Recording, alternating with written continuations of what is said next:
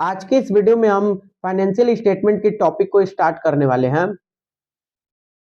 आइए सबसे पहले फाइनेंशियल स्टेटमेंट के कुछ क्वालिटेटिव एस्पेक्ट्स को समझते हैं। Following qualitative aspects should be taken care of while preparing and presenting financial statement. First one is relevance. Relevance में हमें यह देखना होता है कि हमारे ऑब्जेक्टिव्स को पूरा करने के लिए हमें कितने इंफॉर्मेशन की जरूरत है। रेलेवेंस क्वांटिटी से रिलेट करता है। फाइनेंशियल स्टेटमेंट में सारी इंफॉर्मेशन एडुकेट यानी कि पर्याप्त होने चाहिए। अननेसेसरी एंड इररिलेवेंट इंफॉर्मेशन को फाइनेंशियल स्टेटमेंट में इंक्लूड नहीं करना चाहिए। एग्जांपल, सारी डेटर्स के नेम को फाइनेंशियल स्टेटमेंट में न बताकर केवल टोटल डेटर का अमाउंट हम रिकॉर्ड करेंगे।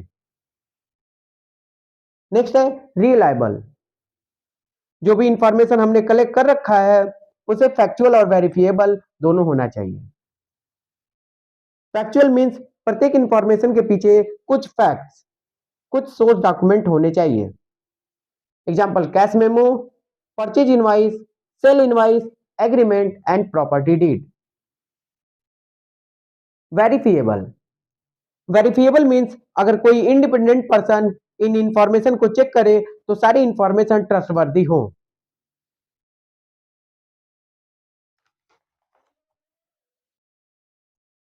Note, some accounting records are more reliable while others are not. Example, fix assets को हम फाइनेंशियल स्टेटमेंट में उसके एक्चुअल कॉस्ट पर रिकॉर्ड करते हैं। अगर इस एसेट्स के कॉस्ट को वेरीफाई करना हो तो हम प्रॉपर्टी डीड को चेक कर सकते हैं, इसलिए यह मोर रिलायबल कहलाएगा।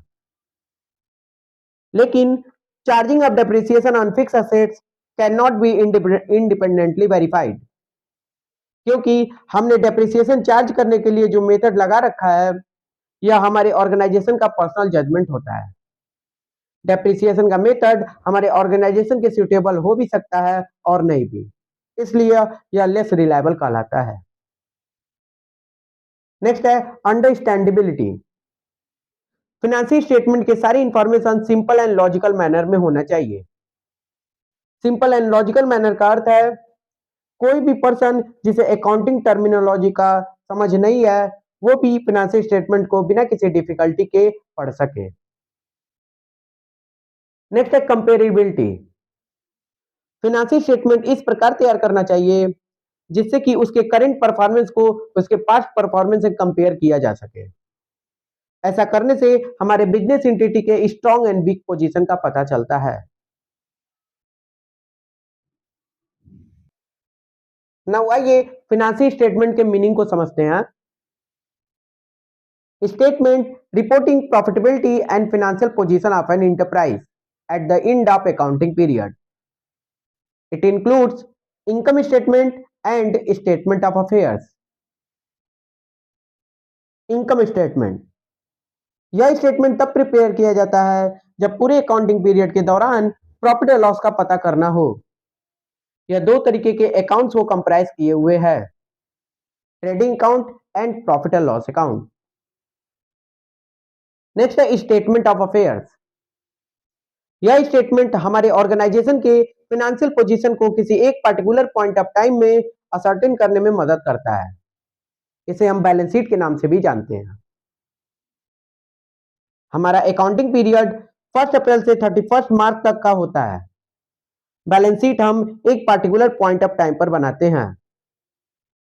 1 अप्रैल के बैलेंस शीट में opening liabilities and opening assets आते हैं एंड 31 मार्च के बैलेंस शीट में हम closing liabilities and closing assets को दिखाते हैं। ट्रेडिंग प्रॉफिट और लॉस ड्यूरिंग द ईयर तैयार किया जाता है।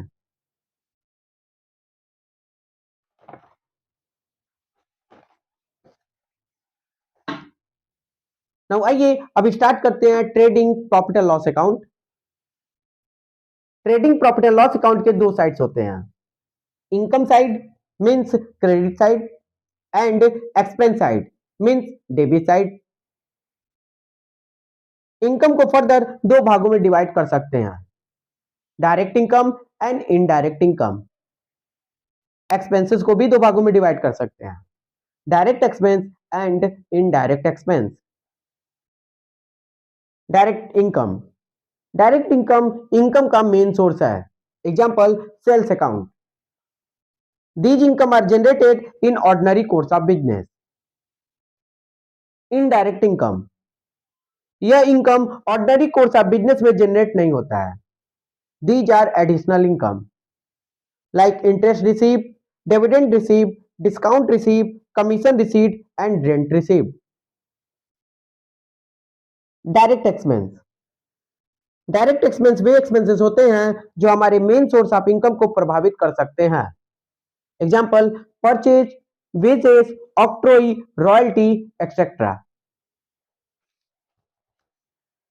Indirect expense, these are the additional expenses. इस तरह के एक्सपेंसेस से हमारे मेन फंक्शन को सपोर्ट मिलता है। Example salary, rent, telephone charges, advertisement. Now sale में से जब परचेज एंड डायरेक्ट एक्सपेंस को माइनस करते हैं तो हमारे पास ट्रेडिंग अकाउंट का बैलेंस निकलकर सामने आता है। Direct expense example carriage inward, wages, power and fuel, lighting, royalty and taxes. Trading account के बैलेंस को ग्रॉस प्रॉफिट और लॉस के नाम से जानते हैं। ग्रॉस प्रॉफिट में हम इनडायरेक्ट इनकम को ऐड करते हैं और इनडायरेक्ट एक्सपेंस को माइनस करते हैं। हमारे पास प्रॉफिट और लॉस का बैलेंस निकलकर सामने आता है। Indirect income example discount receive, interest receive, dividend and profit. Indirect expenses example administrative expense like salary, rent, taxes, lighting, telephone charges, printing and stationery. And selling and distribution expense like commission, advertisement, godown expense, carriage outward, packing charges, insurance of goods and bad debt. Next है finance expense like interest on loan, charity and repairs. And last है abnormal losses, loss on sale of fixed asset, theft and cash duplication. Profit and loss के balances को net profit and loss कहते हैं। इसे capital account में add किया जाता है।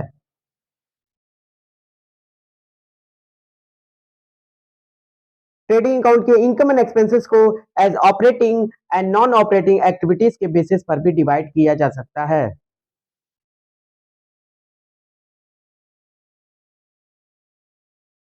ऑपरेटिंग इनकम, ऑपरेटिंग इनकम वे सारे इनकम है जो हमारे मेन सोर्स ऑफ इनकम यानी कि सेल से जुड़े हों। Example direct expenses, discount receive and commission receive. Non operating income, वे सारे इनकम जो हमारे मेन सोर्स ऑफ ऑपरेशन से जुड़े नहीं होते हैं, नॉन ऑपरेटिंग इनकम कहलाते हैं। Example dividend receive, interest receive and rent receive. Next है ऑपरेटिंग एक्सपेंसेस, वे सारे एक्सपेंसेस जो हमारे ऑर्गेनाइजेशन के मेन ऑपरेशन के पार्ट में शामिल किए जाते हैं ऑपरेटिंग एक्सपेंसेस कहलाते हैं। Example direct expense, administrative expense and selling and distribution expense. Last है नॉन ऑपरेटिंग एक्सपेंसेस, वो सारे एक्सपेंसेस जो हमारे ऑर्गेनाइजेशन का मेन ऑपरेशन का पार्ट नहीं है, नॉन ऑपरेटिंग एक्सपेंसेस कहलाते हैं। Example finance expense and abnormal losses. Now जब हम सेल्स में डिस्काउंट रिसीव, कमीशन रिसीव को ऐड करते हैं और purchase, direct expenses, administrative expense and selling and distribution expenses को माइनस करते हैं तो हमारे पास ट्रेडिंग अकाउंट का बैलेंस निकल कर आता है। इसे हम ऑपरेटिंग प्रॉफिट एंड लॉस के नाम से जानते हैं।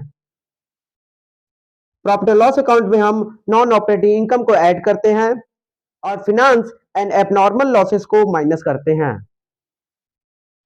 इससे हमारे पास प्रॉफिट एंड लॉस अकाउंट का बैलेंस निकलकर सामने आता है। प्रॉफिट एंड लॉस के balances net profit and loss appropriation के थ्रू कैपिटल अकाउंट में ऐड हो जाता है।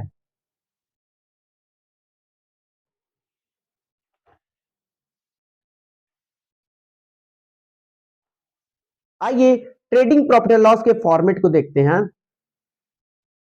ट्रेडिंग अकाउंट के डेबिट साइड में opening stock, purchase, wages and carriage inward के बैलेंसेस को ट्रांसफर करते हैं। ट्रेडिंग अकाउंट के क्रेडिट साइड में सेल्स एंड क्लोजिंग स्टॉक के बैलेंसेस को ट्रांसफर करते हैं। अगर क्रेडिट साइड का टोटल अगर डेबिट साइड को एक्सीड करता है तो हमारे पास ट्रेडिंग अकाउंट में ग्रॉस प्रॉफिट निकलकर सामने आएगा। एंड अगर डेबिट साइड का टोटल अगर क्रेडिट साइड को एक्सीड करता है तो हमारे पास ट्रेडिंग अकाउंट में ग्रॉस लॉस निकलकर सामने आएगा। नाउ ग्रॉस प्रॉफिट को प्रॉफिट एंड लॉस अकाउंट के अपोजिट साइड यानी कि क्रेडिट साइड में हम ट्रांसफर करेंगे। एंड अगर ट्रेडिंग अकाउंट का बैलेंस ग्रॉस लॉस है तो इसे हम प्रॉफिट एंड लॉस के डेबिट साइड में ट्रांसफर करते हैं। प्रॉफिट एंड लॉस में हम अन्य सारे expenses example administrative expense, selling and distribution expense, finance expense and abnormal losses के बैलेंसेस को ट्रांसफर करते हैं। एंड प्रॉफिट एंड लॉस के क्रेडिट में हम discount received, bad debt recovery, dividend received and interest received के बैलेंसेस को transfer करते हैं।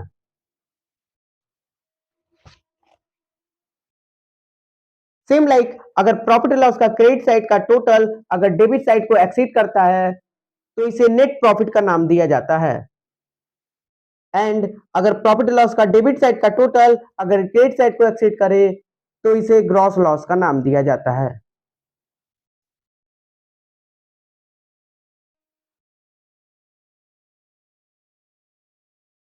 ऑपरेटिंग प्रॉफिट एंड लॉस निकालने के लिए हम प्रॉफिट एंड लॉस के administrative and selling and distribution expense को प्रॉफिट एंड लॉस में न दिखाकर हम इसे ट्रेडिंग अकाउंट में दिखाते हैं।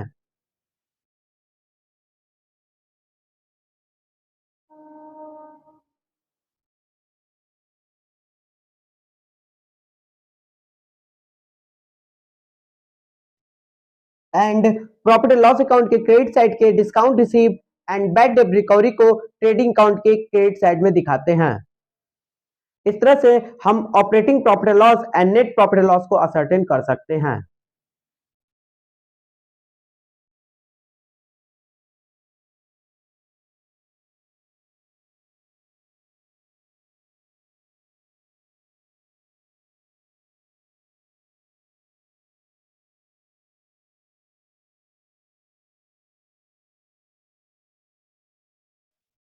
नाउ आइए अब समझते हैं how to prepare final account. अगर ट्रायल बैलेंस क्वेश्चन में मिसिंग है तो सबसे पहले ट्रायल बैलेंस बना लेना चाहिए। रिमेंबर ट्रायल बैलेंस के सारे आइटम्स को हमें ट्रेडिंग अकाउंट या फिर प्रॉफिट एंड लॉस अकाउंट या फिर बैलेंस शीट में केवल एक बार ही ट्रांसफर करना है। अगर कोई आइटम जो ट्रायल बैलेंस के बाहर दे रखा है और जिसे हमें एडजस्ट करना है तो ऐसे आइटम को हम दो बार रिकॉर्ड करेंगे, एक बार ट्रेडिंग अकाउंट या प्रॉफिट एंड लॉस अकाउंट में एंड दूसरा बैलेंस शीट में। ट्रायल बैलेंस के डेबिट साइड के आइटम्स हम ट्रेडिंग अकाउंट या फिर प्रॉफिट एंड लॉस अकाउंट के डेबिट साइड में या फिर असेट साइड में लिखते हैं। ट्रायल बैलेंस के क्रेडिट साइड के आइटम्स हम ट्रेडिंग अकाउंट या फिर प्रॉफिट एंड लॉस अकाउंट के क्रेडिट साइड में या फिर लायबिलिटी साइड में लिखते हैं। रिमेंबर अगर ट्रायल बैलेंस टैली नहीं हो रहा है then more rely on asset side balances. आइए ट्रायल बैलेंस से trading account, profit and loss account and balance sheet के ट्रांसफरिंग के प्रोसेस को प्रैक्टिकली समझते हैं। आइए ट्रायल बैलेंस से trading profit and loss and balance sheet के ट्रांसफरिंग के प्रोसेस को प्रैक्टिकली समझते हैं। हमें ट्रायल बैलेंस को कंप्लीटली खाली करना होता है। सन्ड्री असेट्स को हम बैलेंस शीट के असेट साइड में लिखते हैं। सन्ड्री एक्सपेंसेस को trading profit and loss account के डेबिट साइड में ट्रांसफर करते हैं। सन्ड्री लायबिलिटीज को बैलेंस शीट के लायबिलिटी साइड में लिखते हैं। सन्ड्री इनकम को हम ट्रेडिंग प्रॉफिट एंड लॉस के क्रेडिट साइड में ट्रांसफर करते हैं। एंड सन्ड्री गेन को भी हम ट्रेडिंग प्रॉफिट एंड लॉस के क्रेडिट साइड में ट्रांसफर करते हैं। लास्ट में या तो नेट प्रॉफिट या लॉस निकल कर आता है एंड इस नेट प्रॉफिट एंड लॉस को कैपिटल अकाउंट में ऐड करते हैं। लिंक में दिए डिस्क्रिप्शन के वीडियो में हमने डीके गोयल के क्वेश्चन नंबर 2 के ट्रायल बैलेंस कैसे बनाते हैं इसको कवर कर रखा है। आज के इस वीडियो में हम इस ट्रायल बैलेंस के through trading profit and loss account and balance sheet तैयार करना सीखेंगे। तो trading profit and loss account and balance sheet के फॉर्मेट कुछ इस प्रकार से आपको बनाने हैं। नाउ आइए प्रत्येक आइटम को रीड करते हैं और उसको ट्रांसफर करते हैं। सबसे पहले दे रखा है कैश अकाउंट का बैलेंस, अमाउंट है 25,350। तो कैश हमारा असेट्स होता है, इसलिए हम बैलेंस शीट के असेट साइड में हम कैश अकाउंट को लिखेंगे, कैश अकाउंट, और अमाउंट फिल करेंगे 25,350। नेक्स्ट बैलेंस हमारे पास ओपनिंग स्टॉक का। ओपनिंग स्टॉक वो स्टॉक होता है जो पिछले साल बिकने से रह गया था, तो उसको इस साल ट्रांसफर करते हैं। तो ट्रेडिंग अकाउंट में 2 ओपनिंग स्टॉक लिखेंगे।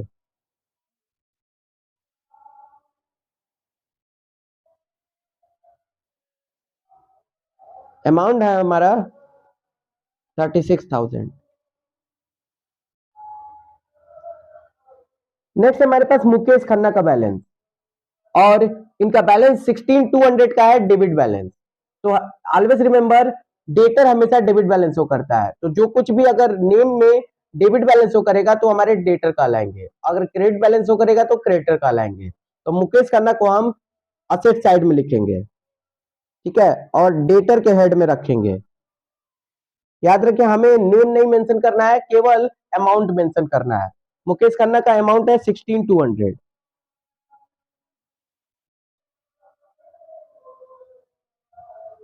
नेक्स्ट है हमारे पास फर्नीचर। फर्नीचर भी हमारा असेट्स होता है, तो अमाउंट है 8,000, इसको भी लिखेंगे असेट साइड में ही, फर्नीचर 8,000। नेक्स्ट हमारे पास विनोद, और इनका क्रेडिट बैलेंस है 8,000 का, तो क्रेडिट बैलेंस है इसलिए क्रेडिटर का लाएंगे, तो क्रेडिटर के हेड में इनके अमाउंट को लिखेंगे, अमाउंट है 8,000। नेक्स्ट हमारे पास कैपिटल अकाउंट का बैलेंस, और अमाउंट है 83,800, तो ये हमारे लिए लायबिलिटी का लाएगा, ठीक है, कैपिटल 83,800। और नेक्स्ट है ऑफिस इक्विपमेंट। ऑफिस इक्विपमेंट भी हमारा असेट्स कहलाता है, तो इसको बैलेंस शीट के असेट साइड में लिखेंगे, ऑफिस इक्विपमेंट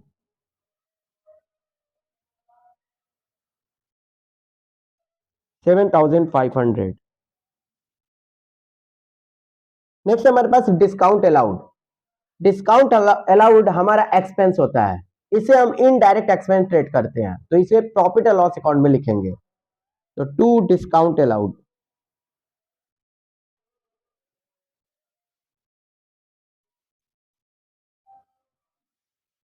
अमाउंट है 1,250। नेक्स्ट हमारे पास सेल्स अकाउंट का बैलेंस, तो सेल्स हमारा मेन सोर्स ऑफ इनकम है, इसलिए इसको ट्रेडिंग अकाउंट में लिखेंगे, बाई सेल्स अकाउंट, और अमाउंट है 50,000 का, तो 50,000 फिल करेंगे। नेक्स्ट हमारे पास गोपाल सेठ का अकाउंट, और इनका डेबिट बैलेंस शो कर रहा है, तो डेटर्स में ही इनको भी लिखेंगे 3,500। नेक्स्ट हमारे पास सेल्स रिटर्न का अकाउंट, तो सेल्स रिटर्न में 1,500 का हमने सेल रिटर्न कर दिया है, मतलब कस्टमर ने गुड्स हमें रिटर्न कर दिया है, तो सेल्स में से सेल्स रिटर्न को माइनस कर देंगे। नेक्स्ट हमारे पास परचेज अकाउंट का बैलेंस। परचेज भी हमारे डायरेक्ट एक्सपेंस है, ठीक है, तो इसको भी हम ट्रेडिंग अकाउंट में लिखेंगे, टू परचेज अकाउंट 25,000। नेक्स्ट हमारे पास वरुण का अकाउंट, और ये क्रेडिटर्स हैं, मतलब क्रेडिट बैलेंस हो कर रहा है तो क्रेडिटर्स है, ठीक है, 15,000, तो इनको बैलेंस शीट के लायबिलिटी साइड में दिखाएंगे, और अमाउंट फिल करेंगे 15,000। नेक्स्ट हमें डिस्काउंट रिसीव मिला है, ठीक है, तो हमारे लिए ये इनकम ट्रीट किया जाएगा और ये किस तरीके का इनकम है, इनडायरेक्ट इनकम है, तो इसको भी प्रॉफिट एंड लॉस अकाउंट में लिखेंगे 600 बाई डिस्काउंट रिसीव्ड 600।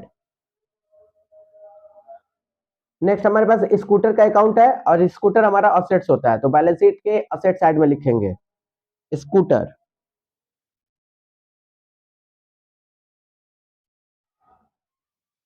18,000। नेक्स्ट है वेजेस। वेजेस को हिंदी में कहते हैं मजदूरी। जो लेबर्स हमारे यहाँ काम करते हैं उनको वेजेस दिया जाता है, तो ये क्या है, ये हमारा डायरेक्ट एक्सपेंस है, बिना उस लेबर के हमारे कोई भी काम परफॉर्म नहीं होने वाला है। ठीक है, टू वेजेस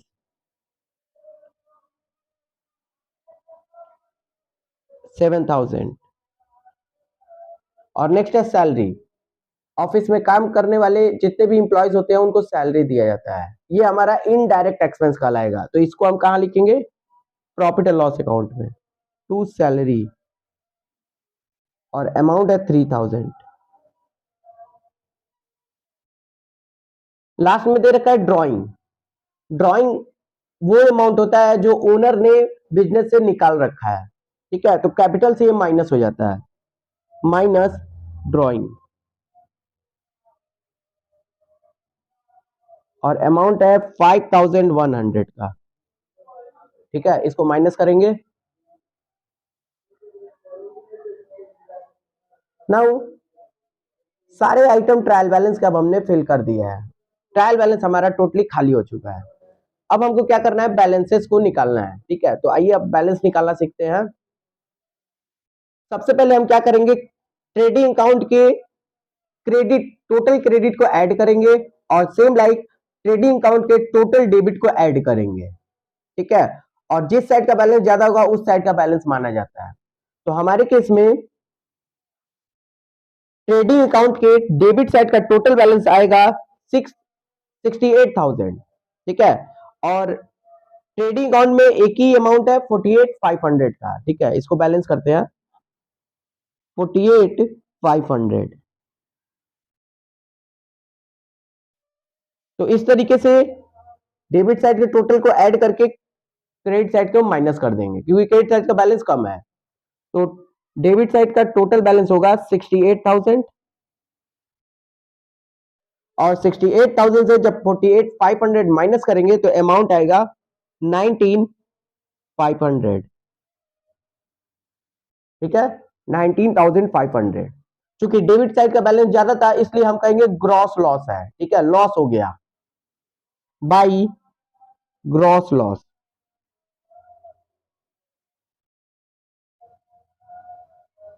दोनों साइड के बैलेंसेस को टैली करा देंगे 68,000।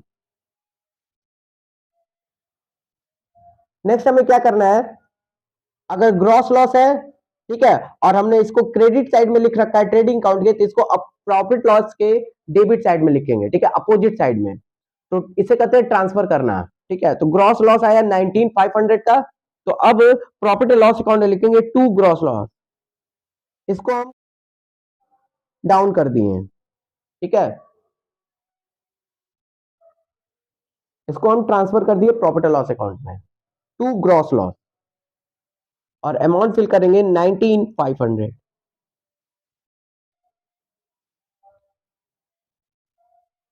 सेम लाइक अब प्रॉफिट एंड लॉस के टोटल डेबिट को ऐड करेंगे और इसके टोटल क्रेडिट को भी ऐड करेंगे और जो बैलेंस ज्यादा होगा उसका बैलेंस माना जाएगा। तो हमारे पास डिस्काउंट रिसीव है क्रेडिट साइड में प्रॉफिट एंड लॉस के, केवल 600 का है। तो हम जानते हैं कि डेबिट साइड का बैलेंस हर हाल में ज्यादा आएगा, तो जब हम 19,500, 1,250 और 3,000 को ऐड करेंगे तो हमारा टोटल आएगा 23,750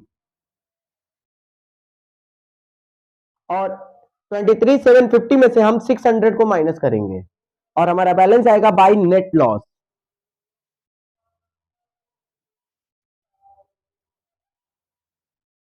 23,150 का। दोनों साइड को टैली कराएंगे 23,750। अब हम क्या करेंगे, इस नेट लॉस को बैलेंस शीट के कैपिटल में माइनस करेंगे। अगर प्रॉफिट होता तो ऐड करते, लेकिन यहां पे क्या है, लॉस हुआ है, तो अब हमें माइनस करना है। Net loss 23,150।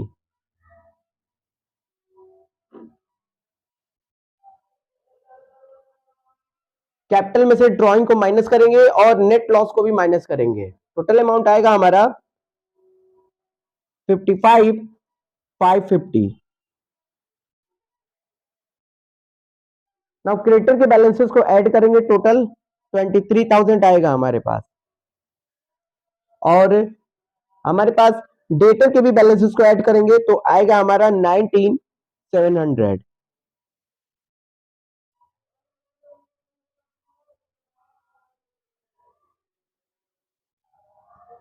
बैलेंस शीट के दोनों साइड को ऐड करेंगे तो जब लायबिलिटी साइड को ऐड करेंगे तो अमाउंट आएगा 78,550। और सेम लाइक जब असेट साइड को ऐड करेंगे तो हमारा बैलेंस आएगा 78,550। अगर दोनों साइड का बैलेंस शीट के दोनों साइड यानी कि असेट्स एंड लायबिलिटी दोनों टैली हो जाते हैं तो हमारे सारे पोस्टिंग सही होंगे। अगर टैली नहीं हो रहा है तो हो सकता है कि कुछ एरर है। ठीक है, तो इस तरीके से आपको trading profit loss and balance sheet तैयार करना है।